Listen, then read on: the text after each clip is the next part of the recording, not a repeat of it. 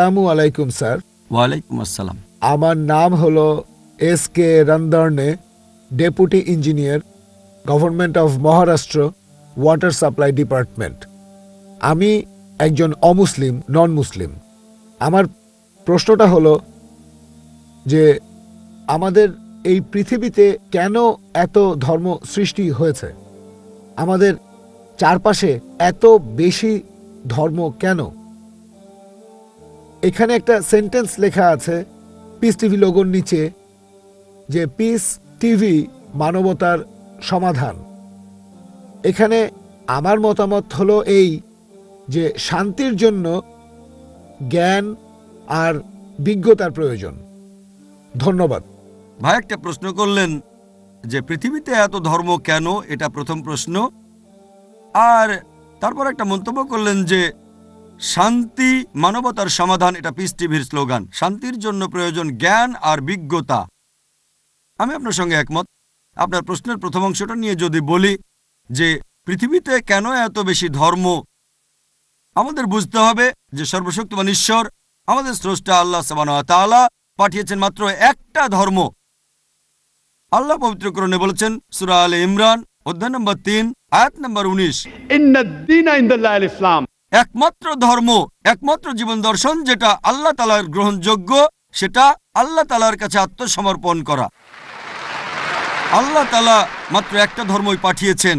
আর যত নবী রাসূল পৃথিবীতে এসেছেন, যেমন ধরেন আদম, ইব্রাহিম, মুসা, ঈসা, মুহাম্মদ, ওনারা সবাই শান্তিতে থাকুন। তারা মানুষকে একটা শিক্ষাই দিয়েছেন, আল্লাহর কাছে আত্মসমর্পণ করা। এখন আরবি ভাষায় যদি কেউ আল্লাহ তাআলার কাছে আত্মসমর্পণ করে তাহলে তাকে বলা হয় মুসলিম। আর ইসলাম, এই আরবি শব্দটার মূল আরবি শব্দটা হচ্ছে সালাম, যার মানে শান্তি। এর আরেকটা মূল আরবি শব্দ হচ্ছে সিলম, যার মানে আল্লাহ তাআলার কাছে নিজের ইচ্ছাকে সমর্পণ করা। তাহলে এক কথা ইসলাম মানে আল্লাহ তাআলার কাছে আত্মসমর্পণের মাধ্যমে শান্তি অর্জন করা। তাহলে আমাদের স্রষ্টা আল্লাহ তাআলা পাঠিয়েছেন মাত্র একটাই ধর্ম। তবে সময় বদলানোর সাথে সাথে ধর্মগ্রন্থগুলোও বদলে গেছে, বিকৃত হয়ে গেছে, নতুন জিনিস ঢুকেছে। আর এই ধর্মগ্রন্থ বদলানোর ব্যাপারে আল্লাহ পবিত্র কোরআনে বলেছেন, সূরা বাকারা অধ্যায় নম্বর 2 আয়াত নম্বর 79, ফাওয়াইলুল লিল্লাযিনা ইয়াকতুবুনাল কিতাবা বিআইদিহিম সুম্মা ইয়াকুলুনা হাযা মিন ইনদিল্লাহ লিয়াশতারু বিহি সামানান কালিলা ফাওয়াইলুল লাহুম মিম্মা কাতাবাত আইদিহিম ওয়াইলুল লাহুম মিম্মা ইয়াকসিবুন। দুর্ভোগ তাদের যারা নিজ হাতে কিতাব রচনা করে আর বলে এটা আল্লাহর নিকট হতে। তারা এটা বলে তুচ্ছ মূল্য প্রাপ্তির জন্য। তাদের রচনার জন্য শাস্তি তাদের, যা উপার্জন করে সেজন্য শাস্তি তাদের। আল্লাহ তাআলা পাঠিয়েছেন অনেক আসমানি কিতাব, অনেক ইনস্ট্রাকশন ম্যানুয়াল। সময় বদলানোর সাথে সাথে এই ইনস্ট্রাকশন ম্যানুয়াল, আল্লাহর এই আসমানি কিতাব বদলে গেছে। যখন কোনো কিতাব বিকৃত হয়ে গেছে, আল্লাহ নতুন রাসূল পাঠিয়েছেন আর নতুন কিতাব।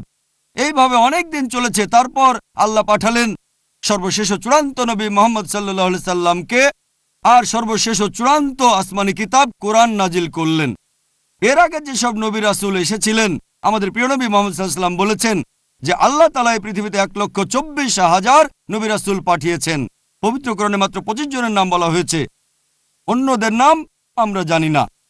হতে পারে একজন প্রশ্ন করেছিল, আপনি কি মনে করেন, একজন হিন্দু আমাকে এই প্রশ্নটা করেছিল, আপনি কি রামকে আল্লাহর রাসূল বলে মানেন, অথবা শ্রীকৃষ্ণকে কি আল্লাহর রাসূল বলে আপনি মানেন?